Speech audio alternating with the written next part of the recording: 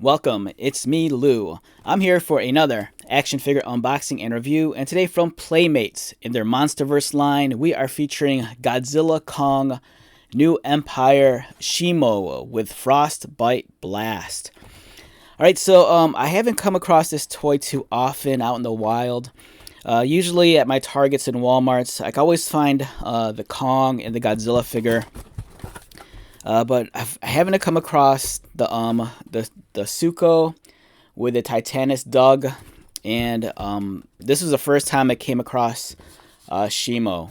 So I was kind of stoked when I saw this. I had to pick it up, and when I was at the store, I couldn't resist fiddling around with his jaw and his neck. It's kind of cool that he's articulated like that. He comes with his Frostbite Blast, which we see here, which I think is the same accessory but recolored that we see that comes bundled with Godzilla as his heat ray. On the back, Godzilla Kong New Empire. Godzilla and Kong return in an all-new adventure, pitting the almighty Kong and the fearsome Godzilla against a colossal, undiscovered threat hidden within our world, challenging their very existence and our own. And we have Shimo with Frostbite Blast. A legendary ice titan with unstoppable world-ending powers, Shimo faces Godzilla and Kong with a devastating frostbite blast that can freeze opponents in battle.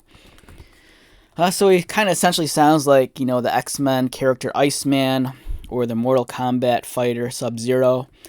If I had to guess, maybe at some point in the movie, this titan freezes Kong and then Godzilla has to free Kong by using his heat ray. That's what I'm guessing. So let's get started. There's some instructions. You have to assemble the tail, as we see right there.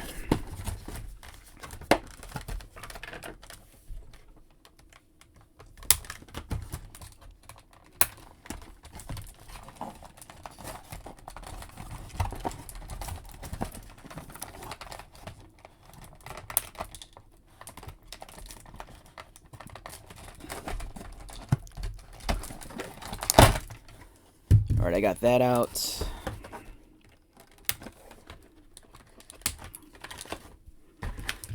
And don't forget, there's the Frostbite Blast underneath.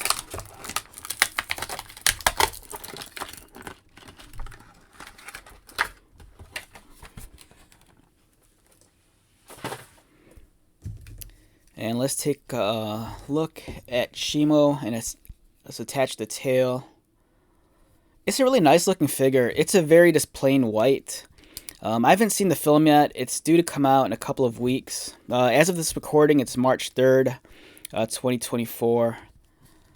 So, we'll see what this Titan looks like on the big screen. Hopefully this tail's easy to attach. Some of the other figures, their tails were like impossible.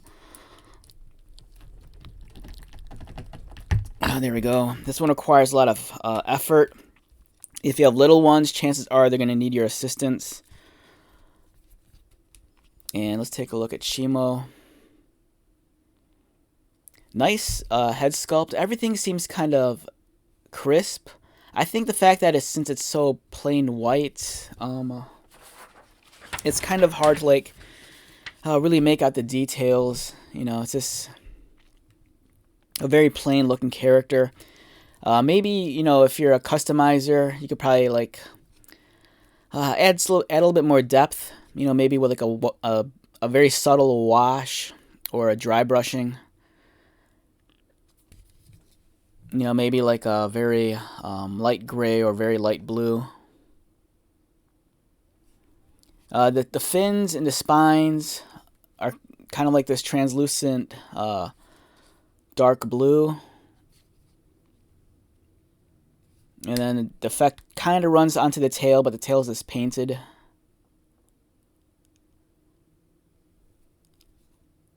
Now the sculpting's a little bit softer on the upper part of the back. As you can see, it's really sharp and crisp on the legs. But then once you get up here, it's just a little bit muddy. And then the head does not want to come into focus. I don't know what it is. I think the whites just coming off a little too bright on my camera. There we go. The neck is articulated. As you can see, it can swivel. It can look up and down. The mouth opens up really, really wide. And then you can see the socket there, and that's where you insert the Frostbite Blast. Yeah, this is a newer piece. This isn't the same as Godzilla, because Godzilla's piece, the peg isn't as long. And you insert it, and then you close the mouth in, and it kind of recreates that effect that you'll see in the film. It's a nice, cool detail. I kind of dig that. The arms or the legs articulated like so. You have a swivel also on the ankle. And then the rear legs also are articulated. It'd be nice if they gave us, instead of just a plain swivel, if they allowed for like an upward and downward motion on the ankles, just so you could like create a little bit more dynamic poses, you know, because for now, you know, this works, but you know, it'd be nicer if they had like an up and down motion. And the tail, of course, is on a ball joint.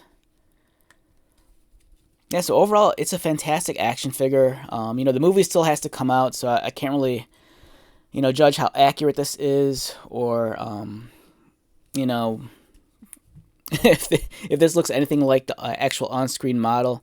Because we've seen before in other toy lines, you know, sometimes if the toys come out really early, they don't always match what you see on the big screen. You know, sometimes the toys are based off of like the concept artwork or like early production.